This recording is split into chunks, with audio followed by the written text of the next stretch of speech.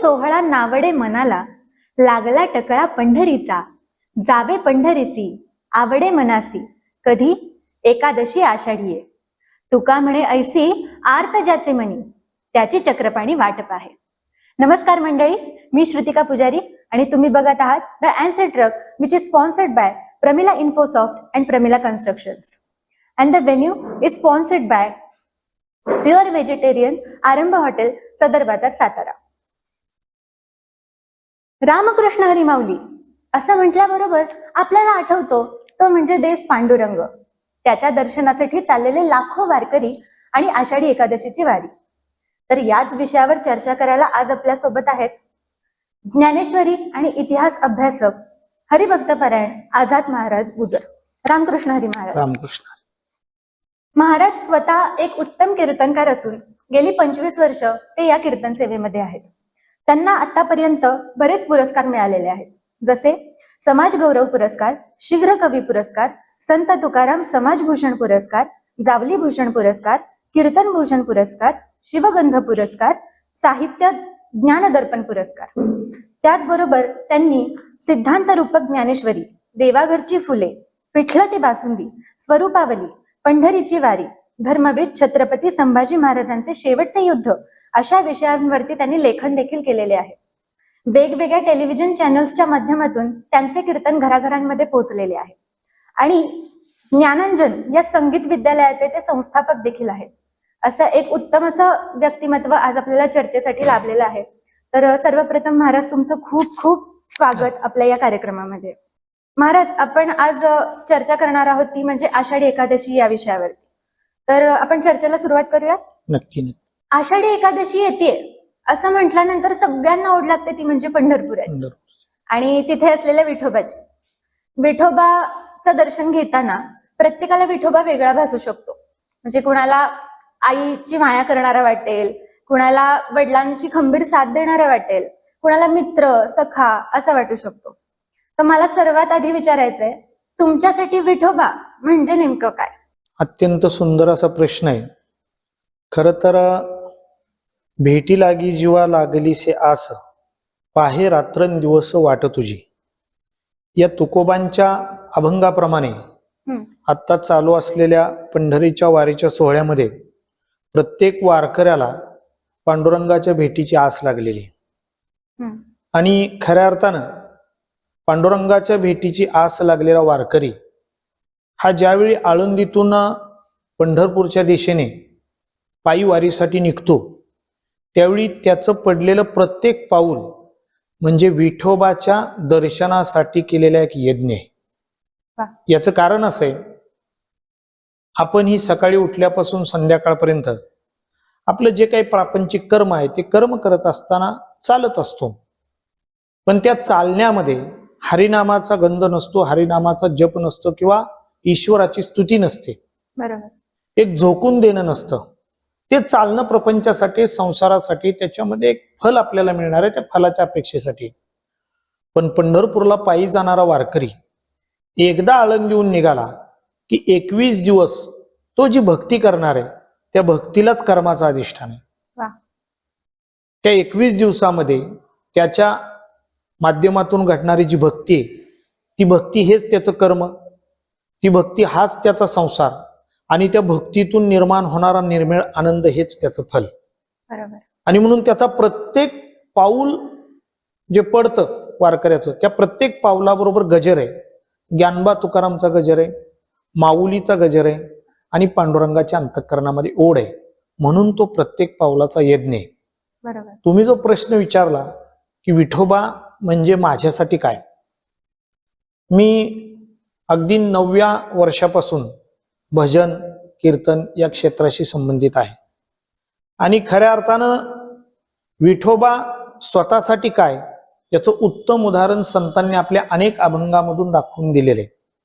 तुकोबाराय सांगतात, सुंदर ते ध्यान उभे विटीवरी कर कटेवरी ठेवून या.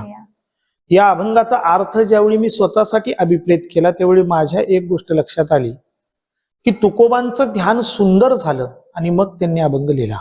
आपलं कधी सुंदर होणार? बरोबर.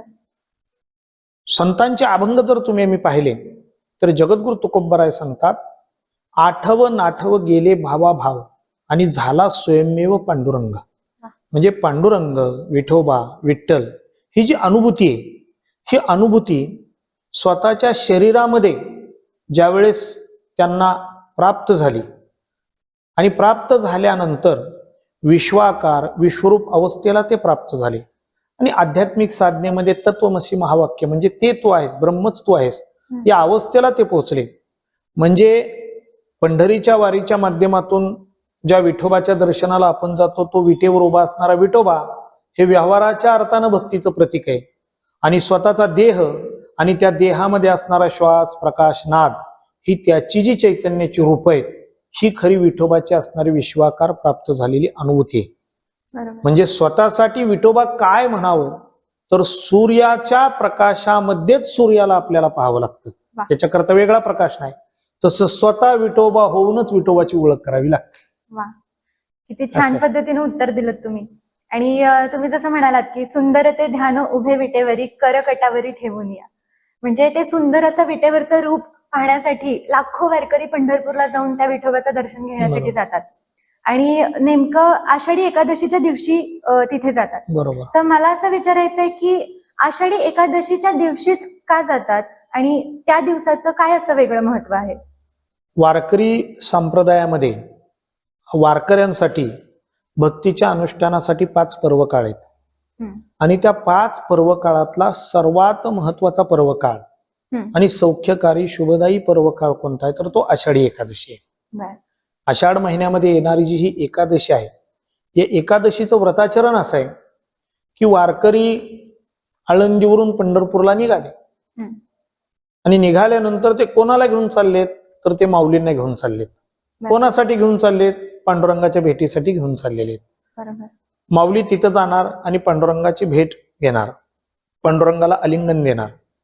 नुसते ज्ञानोबरायच नाहीत, निवृत्तीनाथांची पालखी, ज्ञानदेवांची पालखी, तुकोबांची पालखी, सोपानदेवाची पालखी, मुक्ताबाईंची पालखी आणि अनेक संतांच्या पालख्या आहेत. शेकडो संतांच्या पालख्या आणि लाखो वारकरी या पालख्यांबरोबर चालतात. एक आध्यात्मिक अनुषंगानं जर विशेषत्व पाहिलं तर माऊलींच्या पादुका पालखीमध्ये ठेवल्या जातात आणि ज्ञानेश्वरी ठेवली जाते. म्हणजे त्या पालखीच्या माध्यमातून ज्ञान निघालं पंढरपूरला आणि विटेवर जे पांडुरंगाचं स्वरूप आहे ते निवृत्त आहे. अनेक देवतांची रूपं जर आपण पाहिली तर हात आशीर्वादाला वर असतो. मग गणपती असतील किंवा अनेक दैवत आपण पाहतो आशीर्वाद. पांडुरंगाचा हात आशीर्वादासाठी वर नाही, ते कमरेवर आहेत. अनेक देवतांच्या दर्शनाला मंदिरात आपण जातो, दृष्टी भक्ताकडे, पांडुरंगाची दृष्टी भक्ताकडे नाही. अर्धोन्मिलित डोळे, दृष्टी नासागरी लावलेली. हात सुद्धा भक्ताला नाही आशीर्वादाला दिलेल्या, दृष्टी सुद्धा भक्ताकडे नाही. चरण सुद्धा विटेवर समान आहेत, मागे पुढे नाहीयेत. याचा अर्थ असा आहे पांडुरंगानं धारण केलेलं स्वरूप हे प्रवृत्ती टाकून निवृत्तीचं स्वरूप आहे आणि पालखीच्या माध्यमातून ज्ञान निघालं विटेवरच्या निवृत्तीला भेटायला. म्हणजे तिथे जाईपर्यंत ज्ञानाची निवृत्ती व्हावी हा संदेश संतांनी आपल्याला दिलेला आहे. पण आपली मात्र प्रवृत्तीच वाढते. ज्याची निवृत्ती झाली त्याला मात्र पांडुरंगाचं दर्शन झाल्याशिवाय राहत नाही. आणि आषाढी एकादशीच का, त्याला एक अनन्यसाधारण आणि विशेष महत्व आहे की आषाढी एकादशीला त्या भूमीमध्ये फिरून आलं तरी ते पुण्य आपल्याला प्राप्त होतं, ज्याला देवशयनी एकादशी आपण म्हणतो. त्या दिवसापासून देव हे शयन अवस्थेला जातात आणि तो जो पर्व काळ आहे त्या पर्व काळाला ज्ञानोबराय मोठं गोड वर्णन करतात. वारकरी संतांना घेऊन तिथपर्यंत जातो पांडुरंगाला भेटण्यासाठी, म्हणजे त्यांची भेट घडवण्यासाठी वारकरी त्यांना घेऊन चाललेला आहे. वारकरी दर्शनासाठी जातो का, दर्शन करतो का हा भाग नंतर आहे. पण ज्ञानोबांना, तुकोबांना, नाथांना, नामदेवांना, जनाईला, निवृत्तीनाथांना, सोपानदेवाला, मुक्ताबाईला या सर्व संतांना घेऊन वारकरी तिथे पांडुरंगाच्या दर्शनाला त्यांना भेटवण्यासाठी जातो. मग वारकऱ्याचं दर्शन काय? वारकरी दिंडीच्या माध्यमातून तिथून गेल्यानंतर नगर प्रदक्षिणा करतो आणि नगर प्रदक्षिणा करून कळसाचं दर्शन घेतो. आणि मग माऊली म्हणतात जी गीता रत्न प्रासादाचा कळसू अर्थ चिंतामणीचा सकल गीता दर्शनाचा पाडा उजो. जसं पांडुरंगाच्या कळसाचं दर्शन म्हणजेच पांडुरंगाचं दर्शन वारकऱ्याला अभिप्रेत आहे, तसं गीतेचं आणि ज्ञानेश्वरीचं दर्शन हेच त्याच्या अर्थाचं अभिप्रेत असणारं संस्करण आहे. आणि म्हणून आषाढी एकादशी हा वारकरी संप्रदायातला 5वा सर्वात मोठा पर्व काळ आहे आणि देव त्यावेळी शयन अवस्थेला जातात आणि म्हणून देवाचा आशीर्वाद त्यावेळचा अत्यंत पवित्र मानला गेलेला आहे, म्हणून त्या पर्वकाळाला विशेष असं महत्व आहे. ते छान सांगितलं. आणि आता म्हणजे जी आपण म्हणतो आषाढी एकादशी येण्याच्या आधी आळंदीहून, देहूहून आणि तुम्ही जसं सांगितलं की बऱ्याच वेगवेगळ्या गावातून पालख्या निघतात, त्याच्यासोबत दिंड्या पण निघालेल्या असतात, सोबत वारकरी पायी चालत निघालेले असतात बरोबर. विठ्ठल नामाचा गजर करीत. तर याला आपण वारी असं म्हणतो. पण वारी म्हणजे नेमकं काय आणि ती कशी सुरू झाली होती? अत्यंत चांगला प्रश्न आहे. मुळात वर्षामध्ये ज्या वारकऱ्याच्या भक्तीच्या अधिष्ठानात किंवा तपसाधनेमध्ये ज्या वारी आहेत त्याच्यामध्ये पहिली चैत्रवारी आहे. बर. चैत्रवारी येते, माघवारी आहे, हम्म. कार्तिकी वारी आहे महिन्यातली, आणि आषाढी वारी, अशा 4 वारी एकूण येतात. चैत्र महिन्यामध्ये सुद्धा वारी असते, माघी महिन्यामध्ये असते, कार्तिकी महिन्यामध्ये असते आणि आषाढी पर्वकाळामध्ये सुद्धा असते. अशा 4 वाऱ्या वारकऱ्याला. काही वारकरी असे आहेत शेकडो वर्षापासून महिन्याची वारी करतात. बर. महिन्याला पंढरपूरची एकादशी आहे, त्या एकादशीला ते पंढरपूरला जातात, आळंदीला जातात आळंदीच्या एकादशीला. बर. पूर्वी तर चालत काही वारकरी महिन्याची सुद्धा पायवारी करायचे. बापरे. आता बसनं प्रवासाने मी महिन्याची वारी करतो, बसनं गाडीनं काही वारकरी करतात. आणि वारी म्हणजे नेमकं काय, तर वारीचा अर्थ असा आहे, वारी म्हणजे वारकऱ्यानं पांडुरंगाच्या भेटीसाठी केलेला एक यज्ञ आहे असं मी म्हणेन. हा खूप मोठा यज्ञ आहे. या यज्ञाची अनुभूती जर तुम्ही घेतली ना, असंख्य दिंड्या असतात, काही नंबरच्या आहेत, काही विना नंबरच्या आहेत. ज्यांना दिंड्यांचा नंबर मिळाला नाही ना त्यांनी विना नंबर दिंड्या काढल्या. मग नंबरच्या दिंड्यांच्या आधी चालणाऱ्या काही दिंड्या आहेत, नंतर चालणाऱ्या सुद्धा काही दिंड्या आहेत. कोणतंही याच्याकरता एक प्रकारचं असं अनुशासन अजिबात नाही, असंच करा तसंच करा. पिढ्या आणि पिढ्या चालत आलेला वारकऱ्यांचा संस्कार आहे. पहाटे ज्यावेळी माऊलींची किंवा तुकोबांची पालखी दिंडी प्रस्थान करते त्यावेळी नगारा वाजतो. नगारा वाजल्यानंतर त्या नंबरच्या दिंड्या त्या रस्त्यावर मार्गक्रमणावर पंथावर चालत येतात आणि प्रत्येक नंबरची पाटी असते, ती पाटी पाहिल्यानंतर वारकरी त्या पाटीच्या पाठीमागे येतात. 10 नंबर दिंडी, 10 नंबरचे वारकरी कुठे चहा पित असतील, झाडाखाली बसले असतील, पुढे थोडे चालत गेले असतील 10 नंबर जवळ, 20 नंबरचे असतील 20 नंबर मध्ये, आणि सुरू जिथं मुक्काम आहे त्या ठिकाणी त्या मुक्कामाकडे त्या पाट्या जातात, वारकरी जातात. इतकी सुंदर शिस्त आहे, कोणी सांगायची गरज नाही, कोणता नियम सुद्धा लावायची गरज नाही, अशा पद्धतीची. आणि वारी म्हणजे काय, तर हा यज्ञ आहेच. मी तुम्हाला सांगेन, ज्ञान हीच ज्यांच्या आयुष्याची भक्ती ठरली ते ज्ञानोबा आहे, आणि भक्ती हीच ज्यांच्या आयुष्याची साधना ठरली ते तुकोबा आहे. असे 2 अलौकिक संत याच महाराष्ट्राच्या भूमीत जन्माला आले. ज्ञान आणि भक्ती यांचा सुरेख संगम साधून त्यात नामाचं बीज ओवलं की सहजच पांडुरंग तीर्थापर्यंत पोहोचता येतं. याचा दाखला म्हणजे पंढरीची वारी. वा वा वा, किती सुंदर असं सांगितलं. आणि तुम्ही आता वारकरी यांच्याबद्दल बोललात. मग वारकरी म्हणजे तोच की जो जन्म मृत्यूची न चुकवी फेरी, तोची खरा वारकरी. बरोबर. म्हणजे वारकऱ्याचं असं सुंदर असं वर्णन त्यांनी या ओळीमध्ये केलेलं आहे. बरोबर. तर मला असं विचारायचं की तुम्ही पण एक वारकरी आहात, तुम्ही पण आतापर्यंत बऱ्याच वाऱ्या केलेल्या आहेत. तर माझा प्रश्न असा आहे की तुम्ही आतापर्यंत किती वाऱ्या केल्यात आणि नक्की काय असतो वारीचा अनुभव? मी ज्यावेळी आळंदीमध्ये कीर्तन शिकण्याकरता ज्ञानेश मिशन संस्था या ठिकाणी हरिभक्तपरायण अर्जुन महाराज लाडगुरुजी, वेदभूषण भागवताचार्य आणि भागवताचार्य विठ्ठल महाराज शास्त्री यांच्या माध्यमातून त्या संस्थेमध्ये मी प्रवेश घेतला आणि त्याच संस्थेच्या दिंडीमधून प्रथमतः माझी वारीची सुरुवात झालेली होती. त्याच्यानंतर ब्रह्मचैतन्य परमपूज्य सद्गुरू शंकर महाराज दगडे अंधुरी यांची नामदीक्षा मला प्राप्त झाली. त्यांच्या माध्यमातून वारी करण्याचा मला प्रसंग आला. साधारणतः आतापर्यंत 4 दिंड्यांचं नेतृत्व माझ्याकडून वारीचं झालेलं आहे. आता आमच्या सद्गुरूंच्या दिंडीचं नेतृत्व माझ्याकडून सुरू असतं. हे 25वे वर्ष आहे. 25 वर्ष सलग माझी वारी या ठिकाणी सुरू आहे, पायीवारी. 25 वर्ष सलग पायीवारी सुरू आहे. आणि माझा पायीवारीचा अनुभव असा आहे की वारी ही एक ओढ आहे, वारी ही एक आस आहे. ज्यावेळी पंढरीची वारी जवळ येते त्यावेळी चालण्याची ओढ तर लागतेच, पण त्या चालण्यापेक्षा त्या विठोबाच्या दर्शनाची ओढ लागते. म्हणजे तो हा विठोबा निदान ज्याचे ब्रह्मादिका ध्यान, पाऊले समान विटेवरी शोभती, किंवा विटेवरी ज्यांची पाऊले समान तोची योगदान शूरदाता, किंवा तुकोबांनी सांगावं पंढरीशी जारे आल्याने संसार. दिनांचा सोयरा पांडुरंग आणि वाट पाहे उभा भेटीच्या वेळी कृपाळू तातडी उत्तावेळ.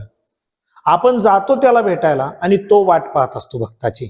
कमरेवर हात ठेवून माझा भक्त माझ्या भेटीसाठी येतोय अशी ती वाट तो पाहत असतो. अशा 25 वाऱ्या, माझ्या ही 25वी वारी आहे मी या ठिकाणी करतोय आणि मला त्याच्यामध्ये खूप आनंद आहे. वा वा, किती छान. आणि महाराज कसं होतं ना, कधी कधी वारी करताना म्हणजे बऱ्याच लोकांना शक्य होत नाही, कारण वारी करायची आणि पंढरपूर पर्यंत पायी चालायचं बरोबर. म्हटल्यानंतर तुमची शारीरिक आणि मानसिक दोन्ही बरोबर. दृष्ट्या तयारी पाहिजे. मग काही काही लोक कसं करतात की आळंदीवरून निघाले तर आळंदी ते पुणे किंवा पुणे ते सासवड अशी वारी करतात. मग वारीत सहभागी होण्यासाठी असा कुठला नियम किंवा कुठली अट असं काही असतं का? बरोबर, अत्यंत चांगला प्रश्न आहे. आता काही भक्तांमध्ये सुद्धा किंवा भक्तीमध्ये सुद्धा प्रकार असतात. अर्थार्थी भक्त, जिज्ञासू भक्त, हे काही अपेक्षेनं सुद्धा काही जण भक्ती करत असतात की देवाकडे काही मागितलेलं असतं, नवस केलेला असतो. आत्ताच एक 2-3 वर्ष आले असतील, पुण्याचे बाला रफिक शेख त्यांनी माऊलींच्या मंदिरामध्ये वारीमध्ये एक बोलले होते ते माऊलींना की जर मी महाराष्ट्र केसरी झालो तो पायी तुझी वारी करीन, आणि ते झाले त्या वर्षी. तुम्ही पहा, आहेत शिवेला जा. आणि त्यांनी पायीवारी केली, महाराष्ट्र केसरी झाली, ती पायीवारी केली. अरे वा. म्हणजे इथं भक्ती म्हणून वारी करणारे, काय अपेक्षा नाही माझी भक्ती वैराग्याच्या अधिष्ठानातून असे वारी करणारे तर अनेक आहेत, पण अनुभवातून वारी करणारे सुद्धा बरेच आहेत. माऊलींनी, संतांनी त्यांना पांडुरंगाने अनुभव दिलेले आहेत. त्यांना अत्यंत सुंदर असं त्यांच्या घरामध्ये सुख, समाधान, शांती, ऐश्वर्य आणि भक्तीचा एक निर्भेळ आनंद त्यांना प्राप्त झाला. कोणती अडचण आली नाही. आणि येऊ नये म्हणून सुद्धा वारी करणारे अनेक जण आहेत. अनुभवाची वारी करणारे आहेत, भक्ती वैराग्य अवस्थेतूनही वारी करणारे आहेत, अशा असंख्य वारकरी आपल्याला सापडतील. दुसरी गोष्ट अशी की तुम्हाला शारीरिक आणि मानसिक, तर मी 25 वर्ष वारी करतोय, तर मी वारी करत असताना अलीकडच्या 4-5 वर्षामध्ये किंवा 10 वर्षामध्ये तरुणांचा सहभाग वाढलेला आहे वारीमध्ये. निश्चित ती आनंदाची गोष्ट आहे.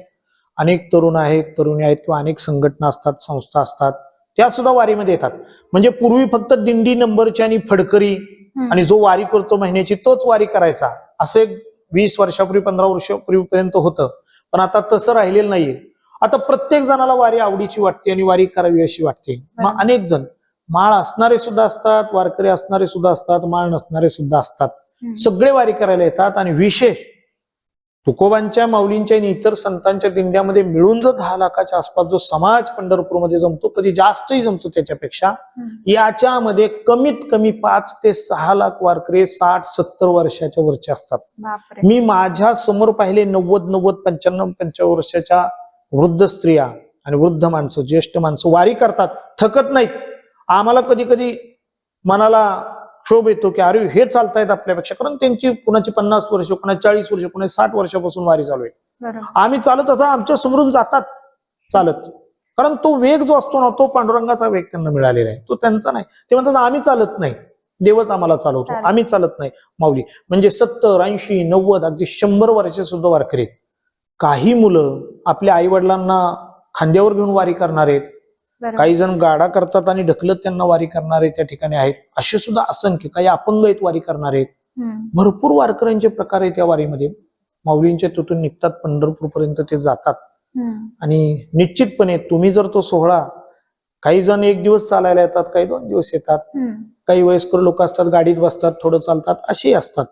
पण तुम्हाला याची देही याची डोळा अनुभव घ्यायचा असेल, माऊली भेटतात, पांडुरंग कोणाच्या रूपात भेटतात, आपल्याला वारीमध्ये दर्शन देतात, त्याचा अनुभव घ्यायचा असेल ना, तर एक 10 दिवस, 5 दिवस किंवा 21 दिवस त्या वारीमध्ये तुम्ही चालला ना, तर सगळ्या जगाचा, भक्ती मार्गाचा आणि संसारिक अधिष्ठानाचा अनुभव तिथे मिळाल्याशिवाय राहणार नाही. इतका सुंदर अनुभव त्यात.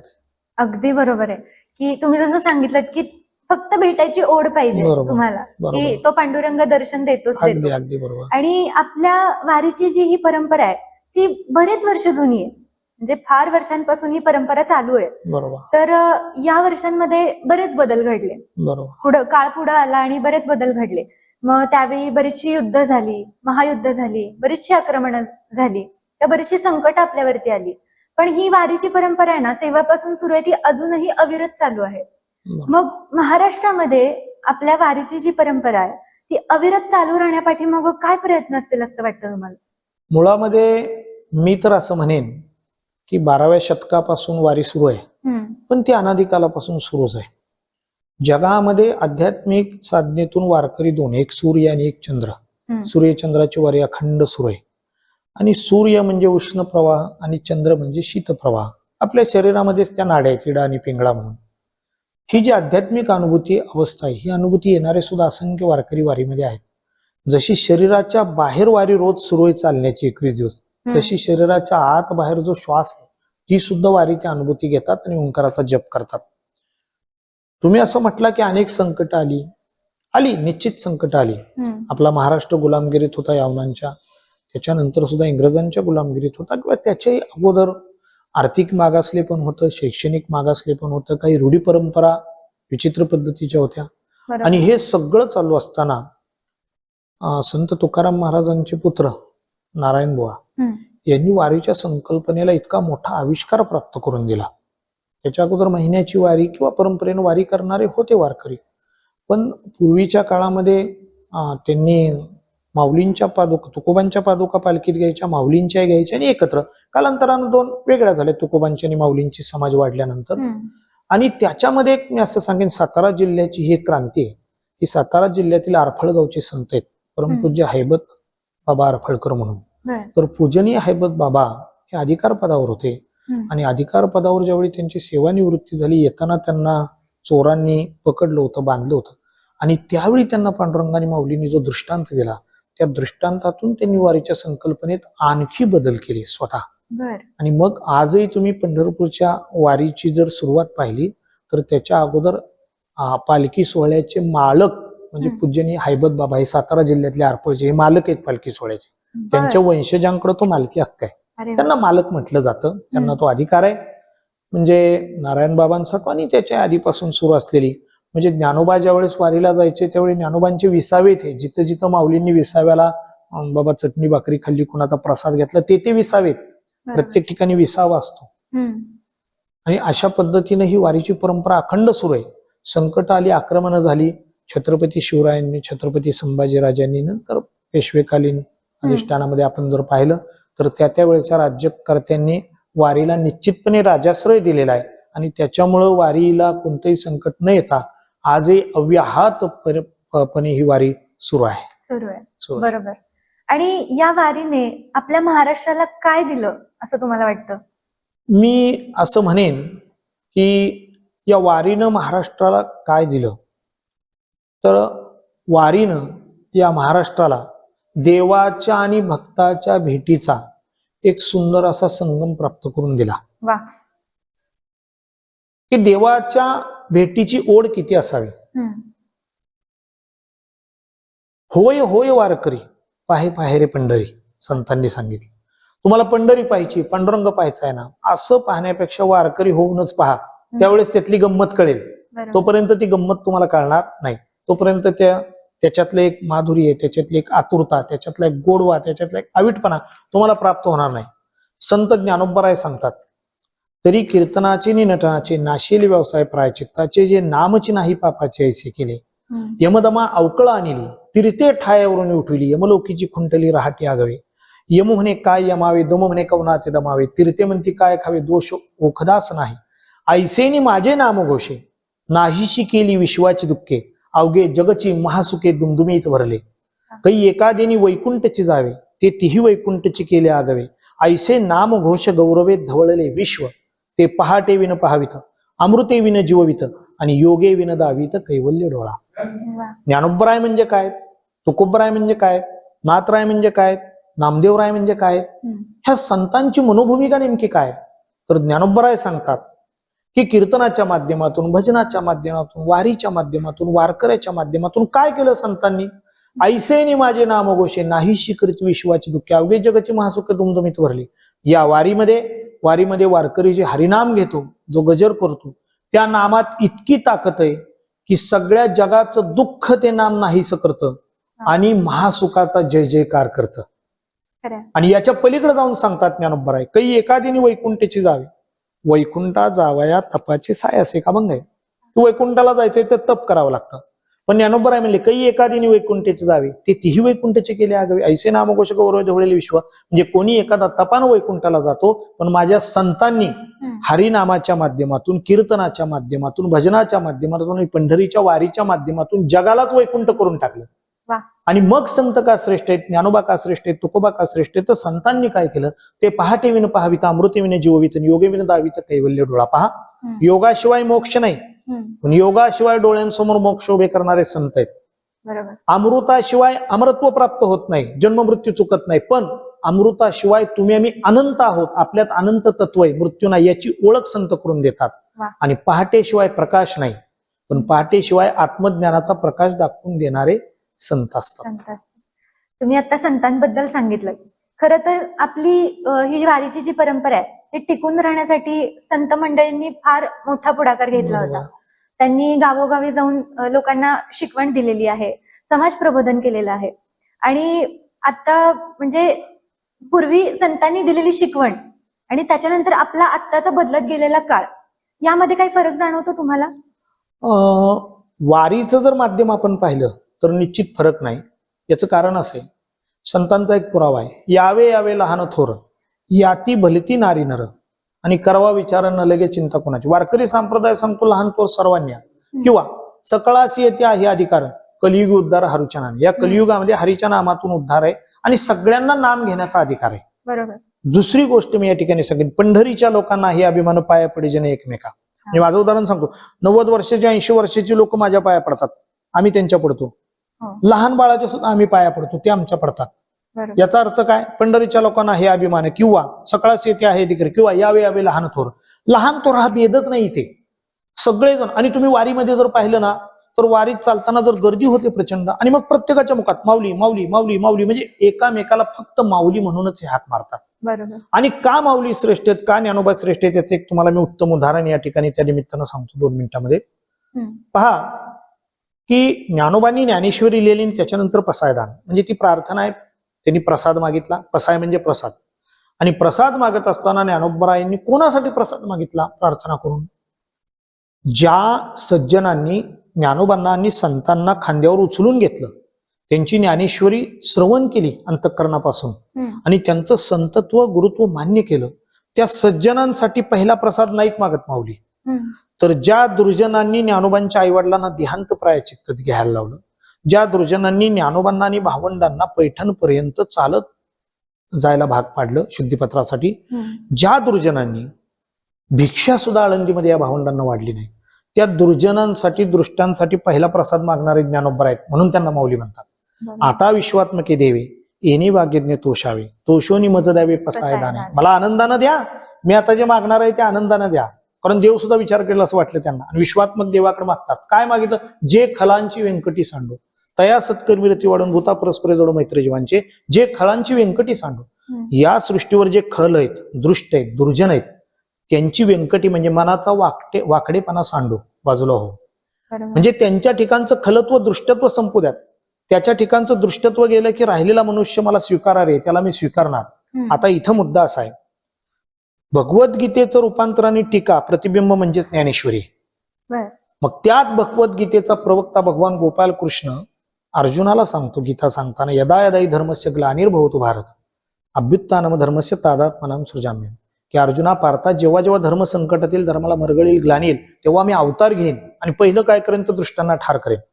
म्हणजे ज्ञानेश्वरीचं भगवद्गीतेचं रूपांतर आहे. त्या भगवद्गीतेचा प्रवक्ता गोपाल कृष्ण एका बाजूला दृष्टांना ठार करण्याची भाषा करतो, आणि त्याचेच भक्त ज्ञानोबराय दृष्टांना स्वीकारण्याची भाषा करतात.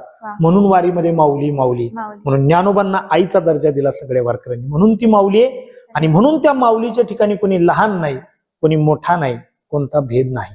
खरंय, खरंय, अगदी खरंय. आणि मग आत्ताच्या समाजाला आपल्या या संतांचे विचार कसे लागू करता येतील असं वाटतं तुम्हाला? वारकरी संप्रदायाच्या माध्यमातून प्रत्येक गावामध्ये पारायण सुरू आहे. कोणत्या तरी तिथीला प्रत्येक गावात, तुमच्या गावामध्ये तुम्हाला माहित असेल हरिनाम सप्ताह असतो, 7 दिवस पारायण असतं, पाटे काकड आरती असते, दिवसभर ज्ञानेश्वरी ग्रंथाचं वाचन असतं, प्रवचन असतं, हरिपाठ असतो, कीर्तन असतं, रात्री हरिभजन असतं. 7 दिवसाचं किंवा 8 दिवसाचं हे पारायण असतं. या माध्यमातून अनेक तरुणांनी, लहानांनी, मोठ्यांनी ज्ञानेश्वरी वाचायला बसावं, या पारायणांमध्ये हरिकीर्तन श्रवण करावं.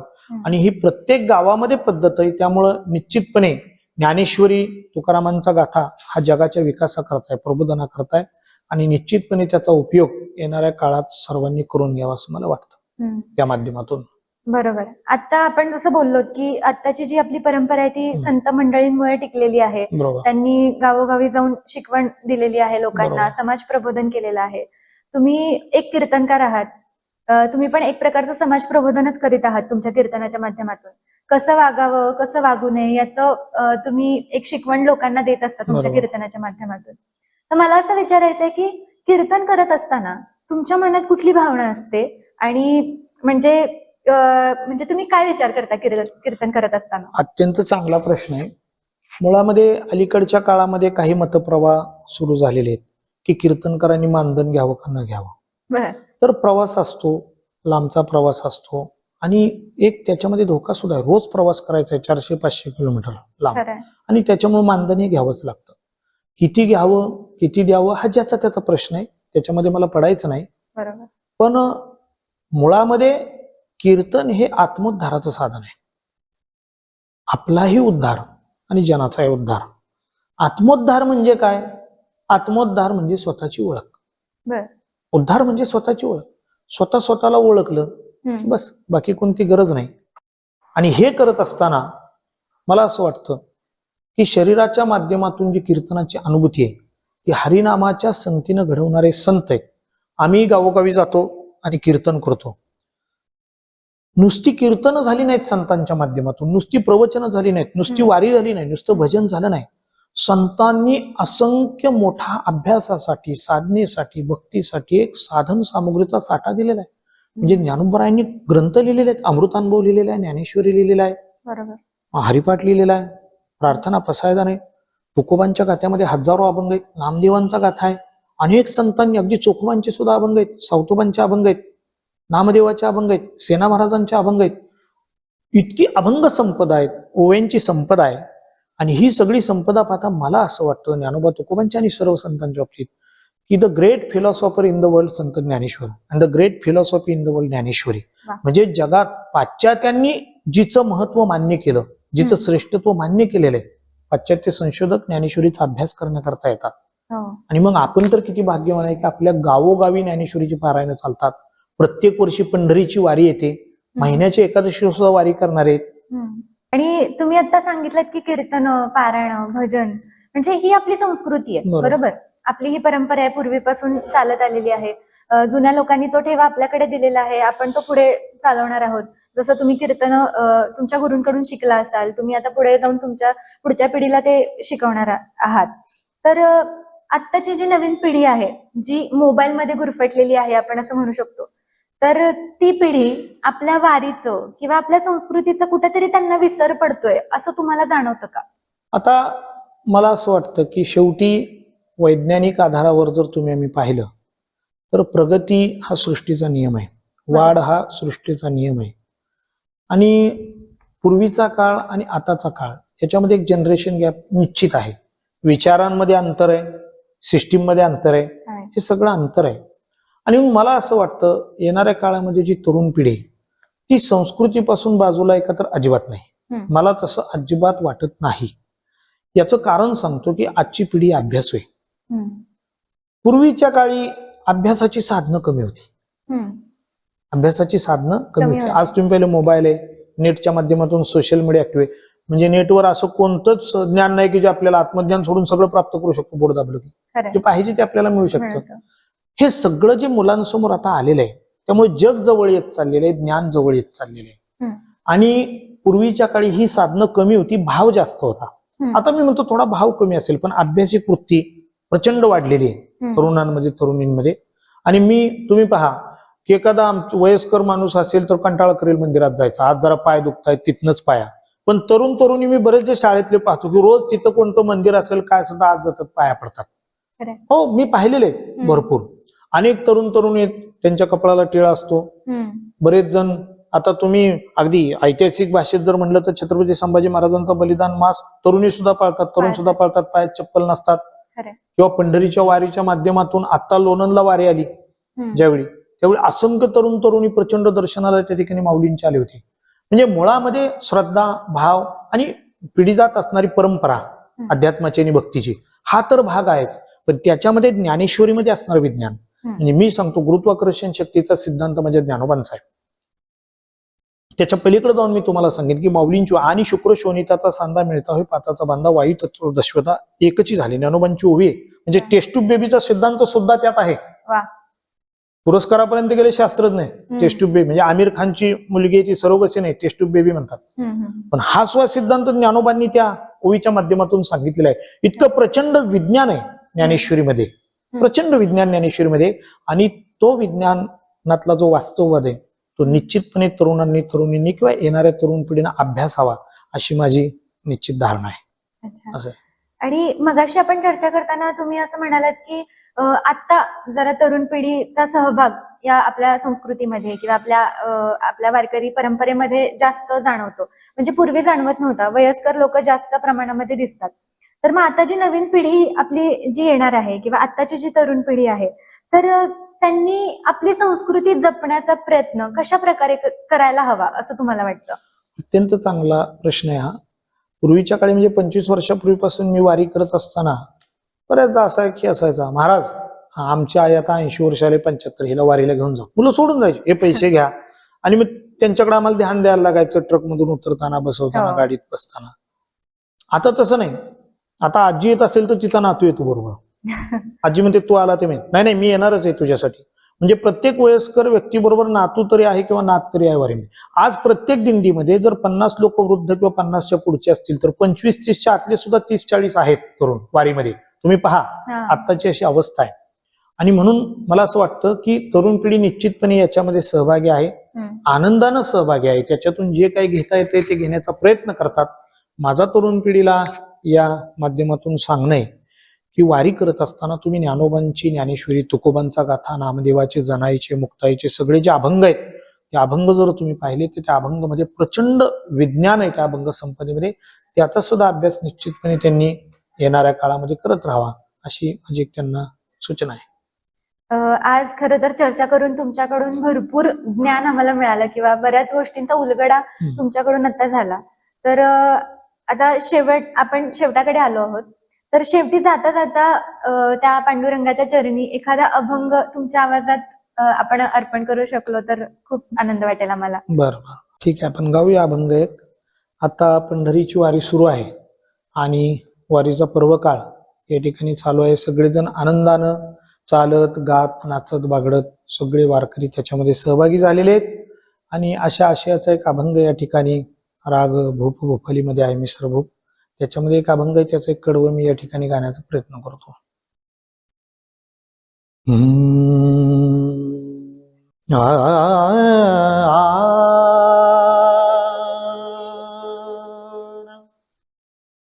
उंबरठ्याशी कैसे शिव आम्ही जातीहीन,